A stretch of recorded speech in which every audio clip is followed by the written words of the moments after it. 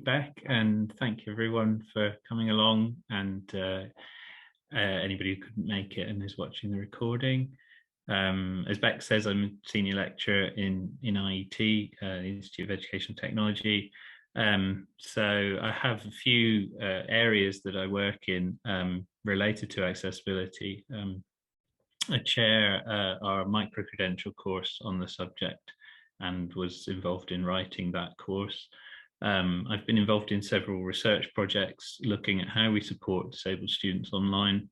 And I also chair what we call Securing Greater Accessibility, which is an Open University-wide coordination group and a space for guidance around accessibility. So we do a lot of work bringing together different people from across the university to try and improve all the time, because it's an area where there's always more we can do. So the session today really hopefully complements the materials you have. I'll cover some of the same topics and some extra topics, and every so often there'll be a kind of discussion point where I've thought of some ideas of questions, but very happy to bring up your own questions, as Beck said, either in the chat or by talking. So yeah, very happy to discuss these issues further. And hopefully it covers a couple of different perspectives on accessibility. So I mean, as Beck said, there's another session on inclusion, and it's a broader topic. The interest here is primarily the accessibility of learning to disabled students. But a lot of the time what we find is if you do things for that audience, it's actually beneficial for a much wider audience. So just to begin, I'll kind of talk a little bit about what we mean by making online learning accessible.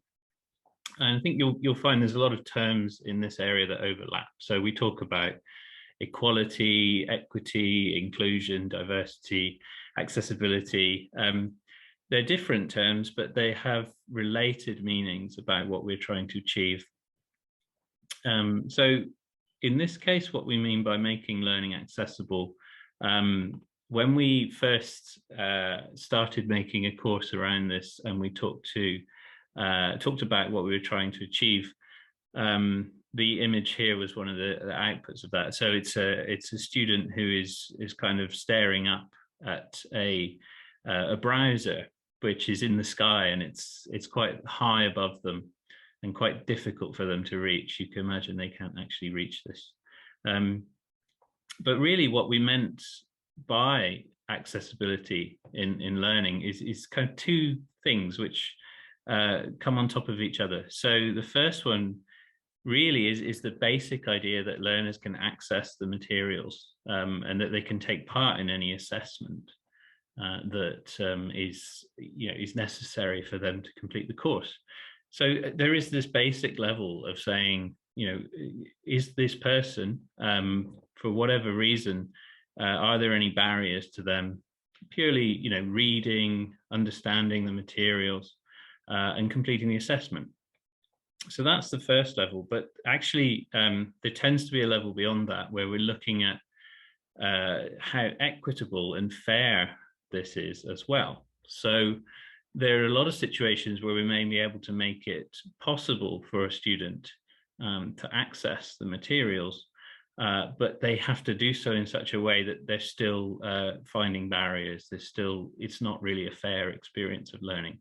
And that's often where there's a continual process of improvement. So we're really looking to say, well, we know students come from a lot of different backgrounds. As I say, disability is just one element of this. Obviously, if a student is struggling to access the internet, or has older computer or a mobile device or something, they can experience similar issues where the learning is no longer kind of equitable to that of their fellow students. So that becomes a big focus for us. As I say, we a lot of what we do at the Open University is based on something that is known as the social model of disability. And I won't go into that in too much detail here, but essentially what it mean by that is that the responsibility is with us as an institution to recognize that when we design our teaching, and that could be an individual lesson or assessment, or it could be the whole approach to teaching at the university, those decisions that we make can create barriers for certain people.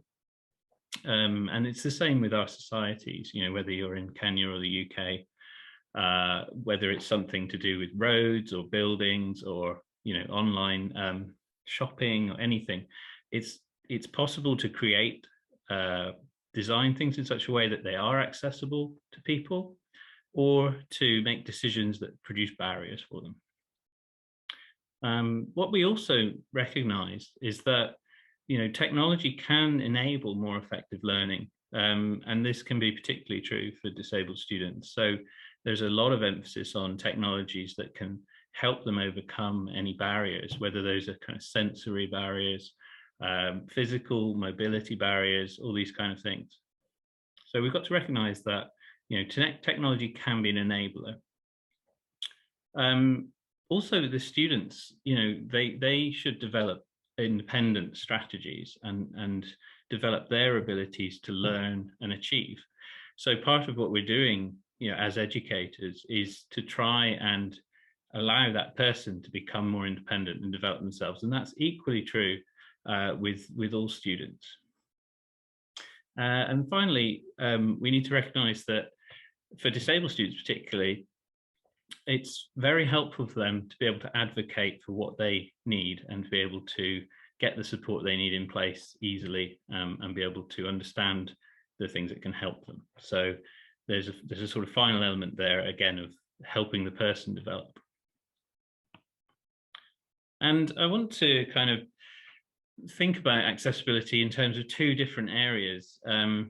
And the first one of those is what we'd kind of refer to as technical accessibility. So this is really about following standards and designing technologies and materials so that they meet certain guidelines. So there's a recognized standard for web content accessibility, and that was created with international agreement, and it's in a lot of countries now.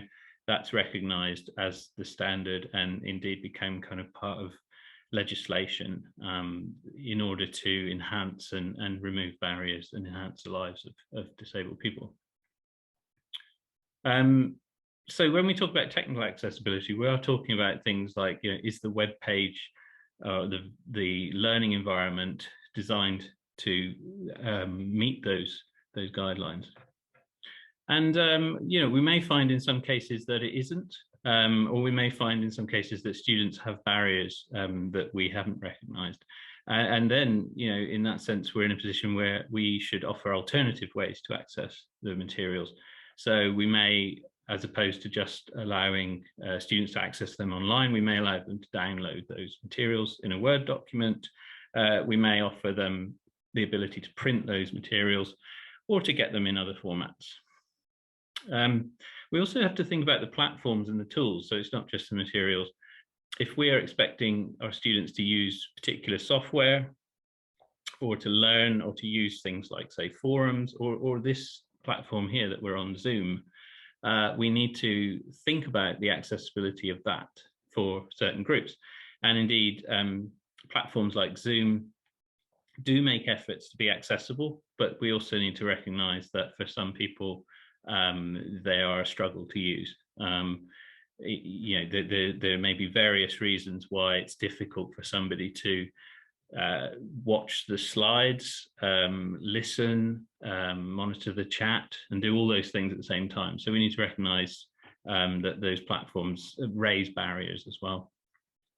We also need to have some awareness of assistive technologies, and these are the tools that people can use to overcome some disabilities.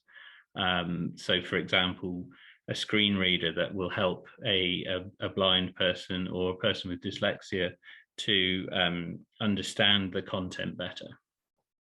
So those technologies I'll talk a little bit about later. But aside from this kind of technical side to accessibility, there is a pedagogical side to this. So there is something that is more the responsibility of educators, learning designers, and anybody involved in teaching. And this, it can be problematic if people think of accessibility just in terms of the technical and the technologies. So pedagogical accessibility is thinking about whether our students can actually take part in the learning activity that we've designed. Have we created something that, for example, relies solely on their vision or them being able to run or move around a space? Or is it something that might cause anxiety or cause difficulty for someone who has, say, for example, memory issues? So these issues are still part of accessibility, but they're different. They're more of something that, as I say, is the responsibility of teachers to think about. And again, we might find scenarios where the activity we've designed, the materials, the assessment are not suitable for some of our students. We can't really predict all the needs across this great diverse group of people. So we do need to think about how flexible these things are, how much we can make adjustments to them to accommodate people and their needs. As I say, assessment's particularly interesting point, and which I'll return to later, because obviously, for a lot of students, assessment drives what they do, and it's also important in terms of fairness. There's no reason why a disabled student shouldn't be able to achieve the learning outcomes in most courses, but often the assessments aren't designed to support them to show that what they've learned. So having given a bit of thought to what we mean by accessibility, I'd like to talk a bit about how we can achieve accessibility. And again, I'll take a few different perspectives on this. Firstly, thinking about different strategies for accessibility. And this is kind of 3 stages that are quite important in our thinking in the Open University, and I think anywhere else really. So we should be thinking about how to design things to be accessible. So whether we're planning a course or planning a lesson or planning some online teaching and creating materials, we can design those things in ways that accommodate disabled students, that are appropriate for use with assistive technologies. We can think about all of that, and we can design our teaching accordingly so that it supports them.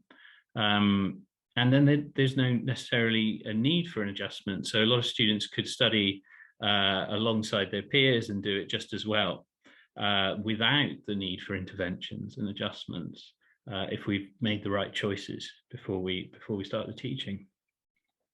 And then we've got the idea of anticipatory adjustments. So in this case, we will be making a differentiation for one student or certain students. But what we've done is we've planned for this in advance. So we might say we've created this assessment. So an example might be the assessment requires a student to go out on a field trip, and this field trip takes them to a place that is quite difficult for, say, a person who uses a wheelchair. But we can offer an alternative that allows the student to understand and show that they have the same skills without physically visiting that site. So that would be something we planned in advance, and then when we have a student come to us, that's available. And the final strategy is what we'd call responsive adjustments. So this tends to happen when a student comes to us or it comes to someone in the institution and says there's a barrier here and I cannot do this, or I feel that it's not fair, it's not an equal situation. And when this occurs, there should be some kind of discussion, perhaps some kind of negotiation with the educators, with the team involved in that course, and then a delivery, of some kind of individual adjustment to that student. So I'd just like to pause there in case there's any comments or thoughts or questions, and a couple of areas, that could be interesting to think about here. One is, why would it be better to make your teaching accessible by design rather than having to make adjustments? And the other point was, are there any points where it's necessary or just practical to focus on making adjustments for individual students instead? So if anybody has any thoughts or would like to chip in there, happy to. Obviously, we can keep moving on if not. Okay, so in a sense, I think the conclusion there is we should be trying to do as much as possible to be accessible by design. So thinking about these things up front, ideally we should include all students in the same sort of mainstream teaching. That's better because then they get to interact with their peers, they get to share the same experiences, and also, to some extent, we reduce the workload involved. So it is valuable for disabled students to feel like they're just a normal part of the course, and to follow that as much as possible. On the other hand, we find in the Open University, and I think this is true across the board, you will meet students who have quite complex needs, so perhaps a combination of disabilities, and it's very difficult to design for every single student. So there's still a need to accommodate those individuals and make adjustments for them. So yeah, it's good to have both approaches. The next point I wanted to talk about was the people involved, really. If we think about who makes learning accessible, it really is something that crosses the whole university. As I mentioned before, I chair a group that brings together different people from different units and faculties to discuss improvements to accessibility. And it's recognised in research. I'll share these slides later, but there's a book chapter there which is open access from a book that I don't know if you're familiar with from anything else, but we wrote a chapter there which explains some of the approach in the Open University. My colleague Jane Seal has written extensively about how you make improvements in an institution, and it does require a lot of different people to get involved. So recognizing that responsibility exists for people in different units and different roles in order that students do get a good experience. There also needs to be points of contact. There are always colleagues who will be faced with a situation of having to support a disabled student who aren't familiar with what should be done, what's expected, how to get it done. So there need to be points of contact, people with a bit of knowledge and expertise. And as I said, you need to bring people together across the university because one person on their own can't really resolve a lot of these issues. So just to demonstrate this, in the Open University, we've done quite a few exercises sort of mapping different groups who help us to achieve accessibility. And this image shows several other, I don't think this is all, certainly not exhaustive, but it does show quite a lot of the key stakeholders involved. So we have the IT services, our information technology teams. We have the library who actually do quite a lot of work to support disabled students, particularly, say, if they need to access journals or other tools or other materials that are held by the library.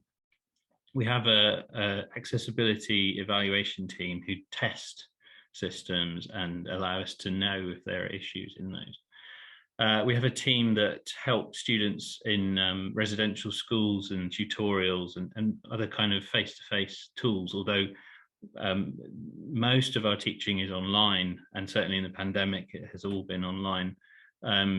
We have usually had these kind of things like field trips and residential schools and so forth. We have a disabled student services team, and they do a lot of the discussion with students about their needs. So most students will get to talk to them, and they can guide them and help put support in place. Our students have a group. There's a disabled students group where they actually talk to each other, and they learn from each other, and help each other. And that's really important, actually, that kind of peer engagement, an opportunity to chat about different needs. And when new students come in, giving them a bit of support and making them understand that actually there are other students like them and they're succeeding in their studies.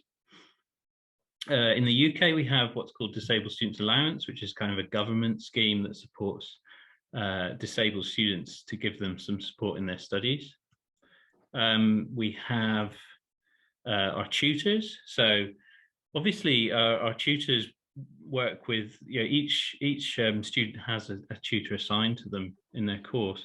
And if that student has disabilities, then the tutor may do various things to help them in terms of materials, even things like extensions on their assignment due date, if that's necessary.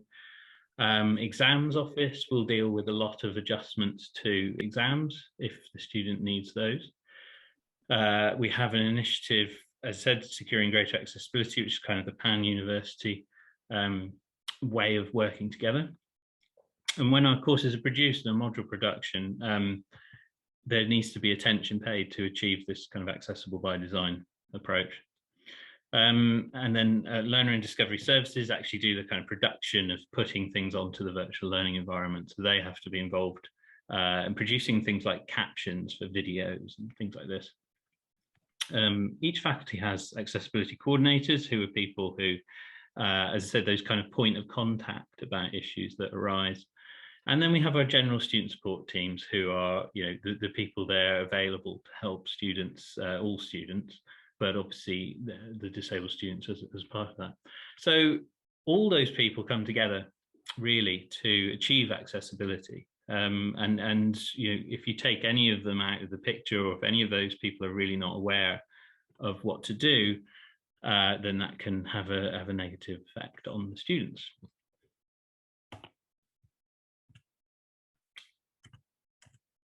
And I just wanted to touch a little bit on our teaching model, because I think it's interesting how, obviously this is a course about online learning, and some elements of the Open University's teaching model might be similar to the models in your college and universities.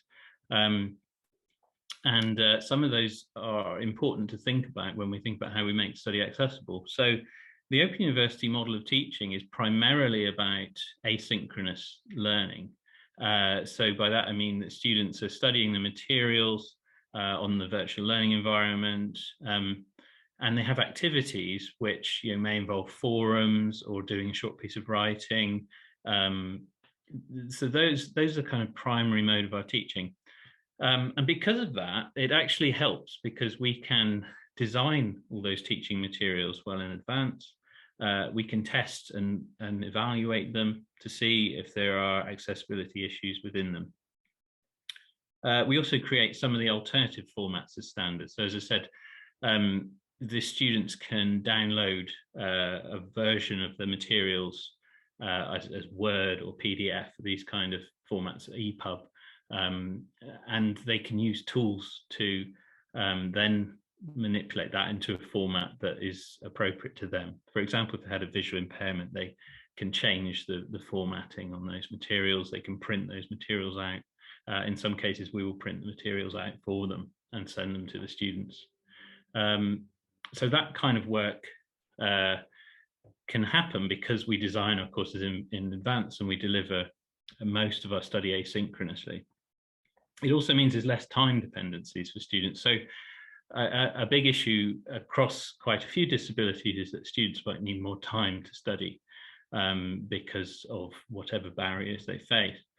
So the asynchronous model, when you compare it to a lecture where everybody kind of has to keep up with the pace of the teacher, this asynchronous model means that a student can take more time or go back over the materials. So it has some benefits. And we tend to treat the kind of synchronous face-to-face teaching or synchronous online teaching, like this session, as a kind of supplement. So it is important, and we know that students benefit from attending tutorials and having discussions with their tutors and these kind of events. But it's not absolutely essential. And so for some students, they may feel that they're better off spending their time studying the asynchronous materials. So again, in some ways, that does help to make our courses more accessible by design. And it's just interesting to think about that. And obviously to think about your models of teaching and whether those are online or face-to-face or a mix, a blend, because that can also affect how accessible teaching is. So just wanted to pause again and just if there are any questions, but also I think it's interesting to think about why online study can be better for some disabled students than face-to-face teaching. We certainly find a huge number of disabled students study with the OU. We actually, we're by far the largest provider of study in the UK for disabled students. So there's obviously reasons why online study can be more accessible. But there's also, I think, challenges in supporting students online. So again, just an opportunity, if anybody has any thoughts or questions, please come in. Points. I wanted to talk a little bit about technical accessibility and assistive technology, just because the two things are very connected. So it can be difficult to understand. As I said, we have guidelines and standards for accessibility.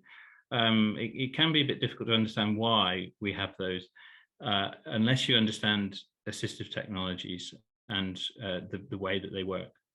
So some of these technologies, like screen readers and technologies that students will use to navigate or input, rely on those standards being followed. And I'll just give a couple of examples where if it's not followed, either the learning won't be accessible at all, or it will create a barrier, make it slower or harder for the learner. So this is just an example of this with a screen reader. So if you're not familiar, then a screen reader provides a spoken version of the content of the page. And I'd recommend going, you can go onto YouTube or anywhere like that, and you can watch a video of someone using a screen reader if you're not familiar with it. It's primarily used by students with visual impairments, but there are similar technologies that can be useful for students, for example, with dyslexia, because they struggle with reading large amounts of material, so they actually like to have things read out to them. But there's a range of technologies. They're not all screen readers. They're different. Some technologies are more appropriate for, say, a blind student, and some are more appropriate for someone who just doesn't find it easy to read.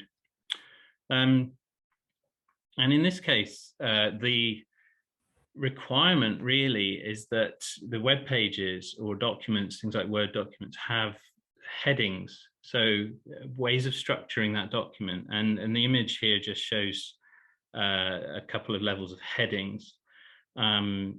So you will often find documents where you created it and you just said in bold, this is the title. But actually, if you're using technology like Word or PowerPoint or on a web page, there's a structure in there that allows you to say this is a heading, this is a title. And when you use that, it helps the screen reader user navigate through that content. So there's a reason there why in the standards we expect headings and subheadings and in a page or a document of any kind to use that, because then it's recognized. And then the person who uses the screen reader, if you imagine you can visually scan down a page of information if you can see well. If you can't and you're using a screen reader, these headings allow you to understand the structure of the document in a way that you wouldn't otherwise. And another point of this is that you can provide alternative text for the images. So if you have an image, and absolutely, you should use images because they're very helpful for some students. But if you have a blind student, then there's the option to add in alternative text, which is just a description, can be quite a short, brief description of what this image is. In teaching, sometimes we have quite detailed figure descriptions because if that image is really important for the learning, we might need to give more detail. But often the alternative text is just a couple of lines. And if you're using Word or software like PowerPoint, or, these kind of things, there's a box that you can click on and add that alternative text, and it makes a big difference for people. And there are other there are other issues such as tables, where if you design the table in a clean way, then the screen reader has no problem and the person can understand it. If it's kind of messy, then it's difficult for them. So it's just an example of how these kind of technologies work really well as long as the material is consistent and it's followed certain standards. Another example is speech recognition. So a person with a disability that limits their mobility or their ability, their manual skills, their ability to, say, use a keyboard or a mouse, will often use speech to control the computer. This is quite easy to do, assuming that the materials have proper labels on them. So if you're creating a website or a web page of online learning materials, there should be labels there, and those should be descriptive, explaining what each button does. And I've got a couple of images here which show kind of how this looks. So if somebody's using the software and the page that they're looking at is well formatted, then they can they'll be given these little headings. So if you see the little green arrows, those will appear, and the person would be able to select which thing they want to press by saying the number of that label or the name of that label. So they could say, select topic 1 getting started. And if the page is formatted correctly, that will work. If that isn't working, what will actually happen is that the only way they can navigate the page is by issuing commands like saying, go left a bit, go left a bit more, go left a bit more, click. And they'll have to do these kind of commands rather than just selecting things. So again, it's an example where following the guidelines makes a big difference to the people using that assistive technology. So having talked a little bit about the technical accessibility and some of the issues that come up there, wanted to focus on inclusive learning. And this is more the pedagogical accessibility that I was talking about. And within this, we might think about different kind of frameworks and ways of looking at how we make our teaching. As I say, the model, the social model of disability that we try to follow suggests that it's our choices, it's our decisions that make problems, make barriers for disabled people. And if we made different decisions, then those barriers may not exist. So one of the early ways of recognizing this, it's not initially from education, but it came from kind of architecture and design, was the idea of universal design. And this is really quite widely applied now to all kinds of products and building and planning and things like that. And one of the early principles of this was that we should try and remove barriers. And the image here is an example. I don't know how familiar you would be with this, but it's the idea of a dropped curb. So if you have a pavement and you have a road, then you have this kind of curve but lifted up. And by offering places where that is lower, obviously a person in a wheelchair can then move onto the road more easily. But it's also relevant for a person who has children, with a pram, people carrying any kind of luggage, all these kind of things. So it's a kind of a fairly simple change you can make in the urban landscape. So change in the roads, which actually helps lots of people. And that was sort of an early example of what they called universal design. The kind of principles of this are really that there's a sort of flexibility and a thinking about equality for everyone. And they're generally quite simple changes. It's not about making very complicated changes. So this is an example. Another example would be a ramp into a building. If there's only stairs, then obviously that makes things difficult. Other examples would be things like putting braille labels onto buttons or products so that you can that a person who can read braille, who's blind, can figure out what that button or that product is. So it's an overall approach, and it has been kind of applied in various ways in education. And the most common one of these is called Universal Design for Learning.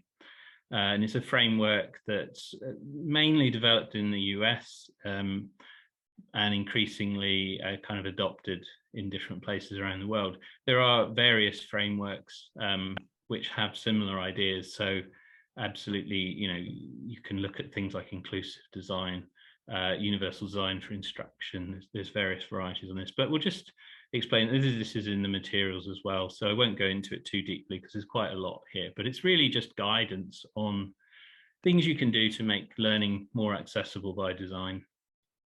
So it has principles really. That's the focus, and the first principle is to provide multiple means of engagement. So it's kind of saying you should engage learners according to their interests and their abilities. So it's obviously important that our learners are motivated and also feel a sense of development towards independence.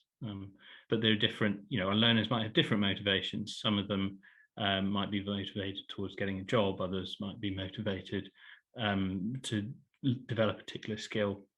So having that flexibility for them to pursue their interests is important. Multiple means of representation is really related to accessibility in the sense it's offering learning materials in different formats, using a variety of means such as video, and having transcripts of that video, offering a diagram but also a text description of the key learning points. So providing that in different formats helps learners. And multiple means of action and expression, which is more about the flexibility in the activities and the assessments and things like that. So allowing learners to perhaps submit an assessment in a different form, or to engage in, for example, a forum activity or a tutorial, so having that variety there. And there's a website with the guidelines, and as I say, this is in the materials as well. So it's one example of a framework you can use to think about different ways of making your learning more accessible. And one thing I'd like to highlight as a starting point is how much we think about learning outcomes. So when we're creating a course or a lesson, or whatever level, whether it's a whole qualification, we're hopefully thinking about defining what it is that we hope the students will learn from that. And actually that definition is really useful for the students. In the Open University courses, we tend to have a series of bullet points, try to keep those quite straightforward and clear, that express what it is this course is aiming to teach you. And the importance of learning outcomes is also that if we get them right, they don't discriminate against learners. So I'll talk about this a little bit more in the coming slide, but if we get them so that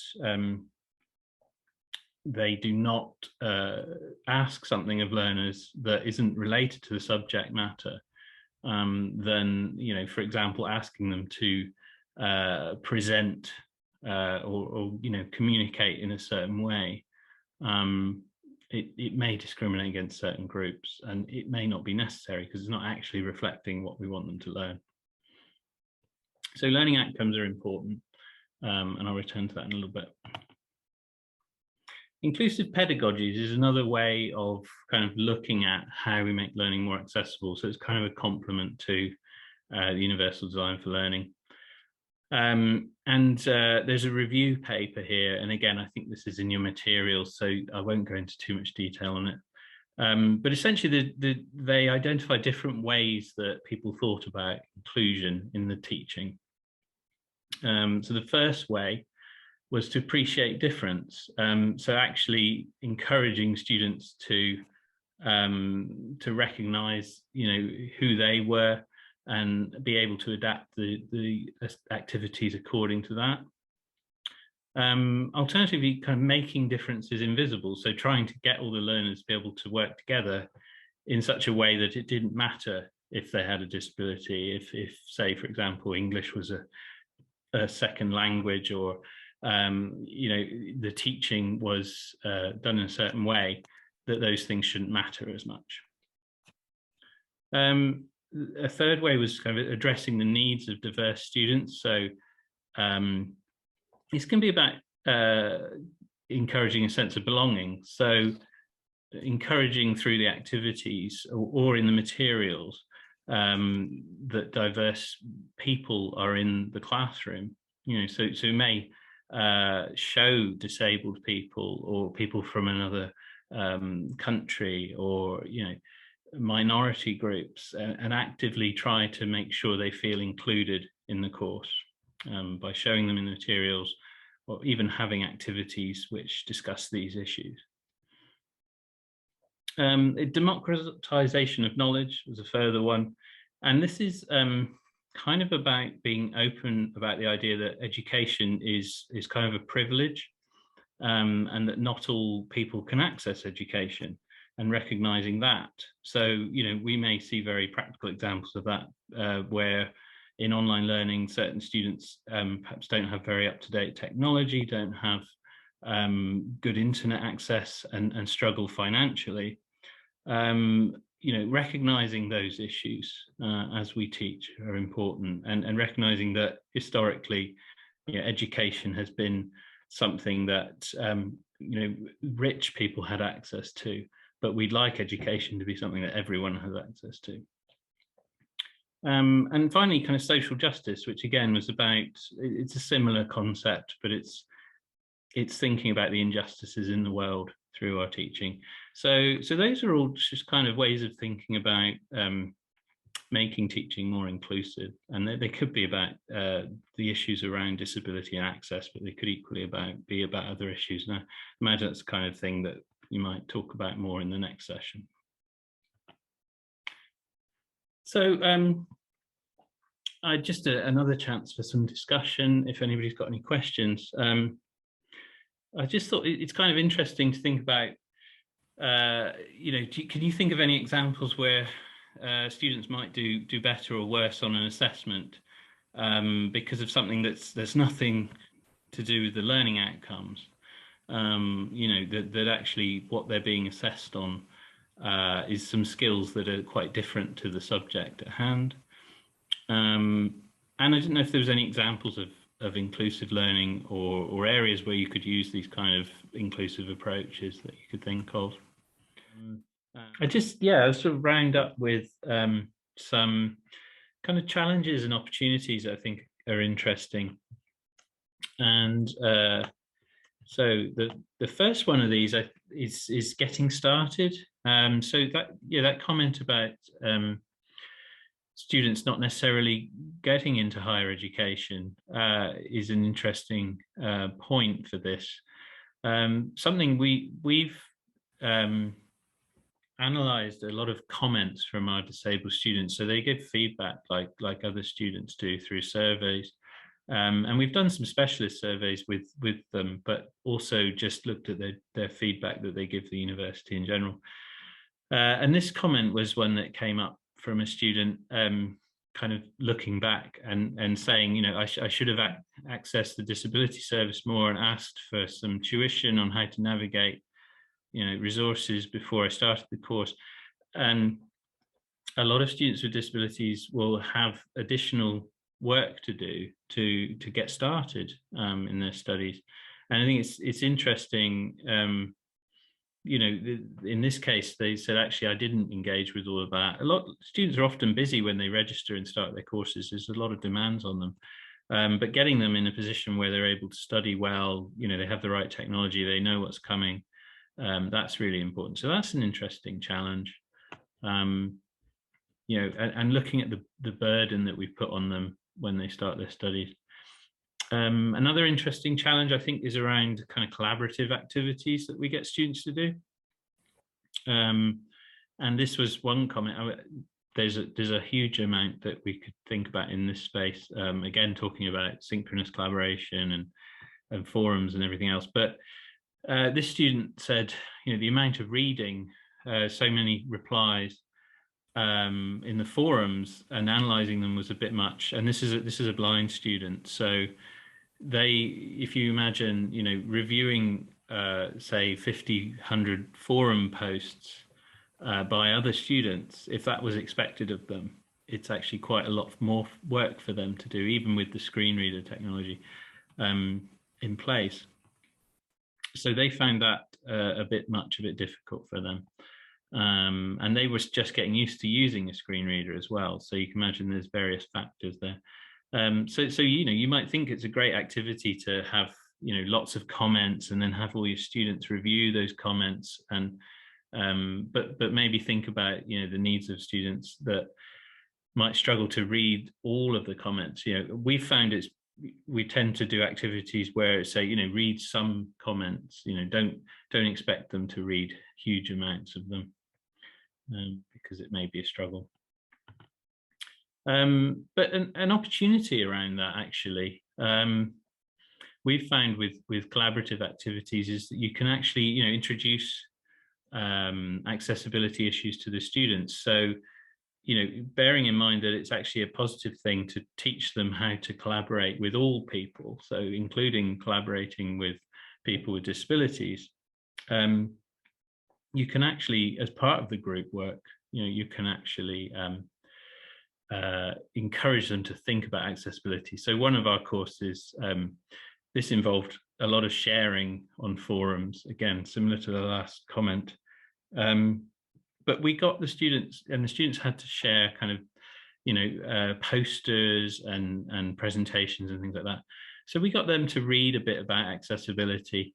We couldn't expect too much of them, but just for them to think about the basics, as I said, things like putting alternative text on images or providing descriptions of things. And then, by putting that as part of the collaborative activity, we're encouraging a more inclusive learning, and hopefully, in a way, kind of increasing their skills at working with others, because they may find then they're in a workplace and they have, a colleague who has a disability, and they may feel more comfortable with that then. Assessment, I think, is probably the final one I'll finish on, and I'm sure this always comes up a lot. But yeah, designing assessments to be inclusive as possible and to be fair, is a really difficult topic. It is challenging, but I think it is worth thinking about this rather than having to make adjustments for individual students too. We find examples where the assessment has, for no particular reason, people have decided that the assessment, for example, should be a presentation, and then there is no alternative to that, and then we will have students for whom that's not suitable, but it's not actually related to the learning outcomes, so they can demonstrate that they have learned the subject without giving a presentation. So it's just recognizing that there's a difference between the mode of the assessment and actually what we're trying to test, trying to see whether the students have learned. And as I say, we can make these things more accessible by design. There's quite a lot of areas to think about. So technology, again, is doing the assessment compatible with assistive technology? There needs to be complexity to assignments, but are we making it clear what we're expecting from students? Is a student who has, for example, dyslexia going to struggle to understand the instructions that we've made? And again, it's not connected to whether they understand the subject, it's just the instructions are too complicated. Having some flexibility, can they submit different formats of work? Can they choose topics or areas of interest to them? Making the wording clear, and scaffolding the tasks. These kind of things can really help. So I'll conclude it there. Again, happy to answer any questions. And I think, I hope you can see some opportunities to improve accessibility in your projects and your work. And if there's anything that stood out, happy to have a little bit more chat about it. But I think we're pretty good for time, aren't we? So thanks everyone for all your input. I think that was really good, and thanks Beck for facilitating.